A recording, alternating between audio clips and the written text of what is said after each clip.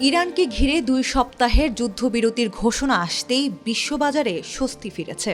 সবচেয়ে বেশি প্রভাব পড়েছে জ্বালানি তেল ও শেয়ার বাজারে। যুদ্ধের কারণে যে অনিশ্চয়তা তৈরি হয়েছিল তা কমতে শুরু করায় বিনিয়োগকারীদের আস্থা কিছুটা বেড়েছে।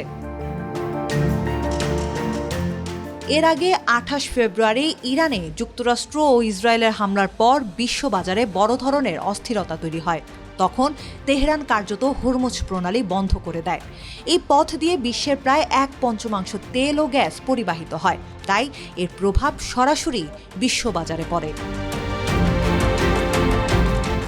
যুদ্ধবিরতির ঘোষণার পর আন্তর্জাতিক বাজারে তেলের দাম দ্রুত কমেছে। বার্তা সংস্থা রয়টার্সের তথ্য অনুযায়ী যুক্তরাষ্ট্রের অপরিশোধিত তেলের দাম প্রায় 16% কমে ব্যারেল প্রতি $94.59 নেমেছে। একই সময়ে ব্রেন্ট ক্রুডের দামও 15% কমে $92.35 দাঁড়িয়েছে। যুদ্ধের সময় এক পর্যায়ে তেলের দাম $119 পর্যন্ত উঠেছিল।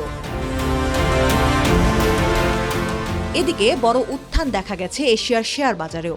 জাপানের নিক্কেই সূচক প্রায় 5% বেড়েছে। দক্ষিণ কোরিয়ার কোসপি সূচক প্রায় 6% পর্যন্ত বাড়ায় কিছু সময়ের জন্য লেনদেন স্থগিত করতে হয়েছে।